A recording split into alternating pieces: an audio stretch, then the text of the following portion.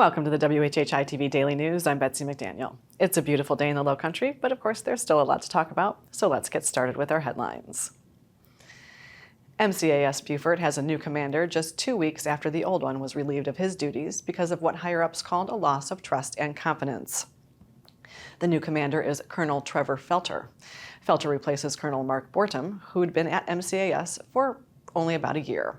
A 49-year-old Ohio native, Felter has been a Marine for over 30 years with a variety of operational and leadership experience, including serving as a pilot and an instructor.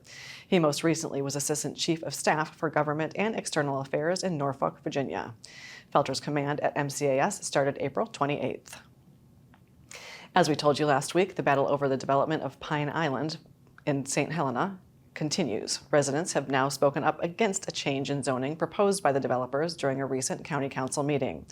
Over 100 residents spoke against the lifting of the cultural protection overlay that the county has used to protect Pine Island from developers who want to build a community with homes and a golf course.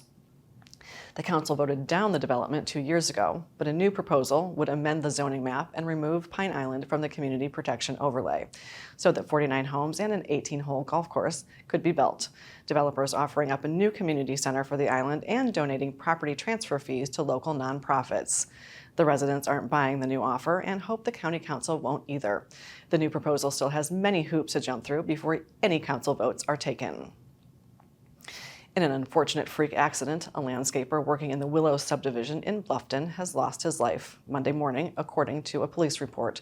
39-year-old Alejandro Patino from Brunswick, Georgia, was driving a golf cart near a retention pond as part of his landscaping duties when the golf cart lost traction and slid into the pond, overturning and landing on top of him. Patino became trapped and was unable to free himself. First responders on the scene were unable to resuscitate him. And here's a bit of perhaps unexpected news about the upcoming housing market. Zillow, the popular real estate website, has changed its prediction for the U.S. and South Carolina for this year and into 2026.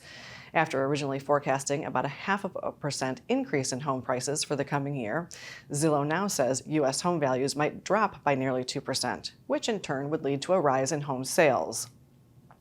Here in South Carolina, home sales have been flat in the first quarter from a year ago, with prices up about 1.5%. But the forecast is for a price decline in nearly every South Carolina market except Hilton Head, which Zillow expects to rise by about 1% this year. The media sources on your screen will have more on these and other stories, and we would love for you to like us on Facebook and follow us on Instagram at WHHI-TV. And if you have an idea for a news story, we'd love to hear it, so drop us a line at news@WHHITV.com.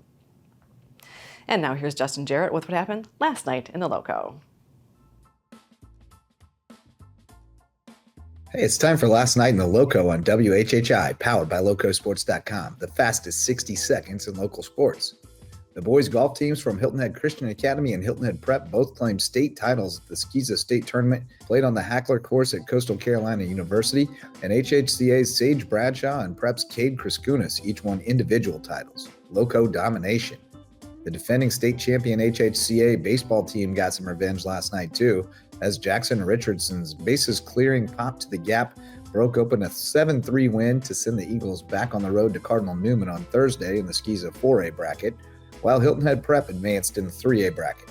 The May River boys lacrosse team also made history last night when Ashton Stevenson netted the game winner in overtime to lift the Sharks to a 10-9 win over AC Flora and send them into the Class 4A championship game Friday against powerhouse Oceanside Collegiate.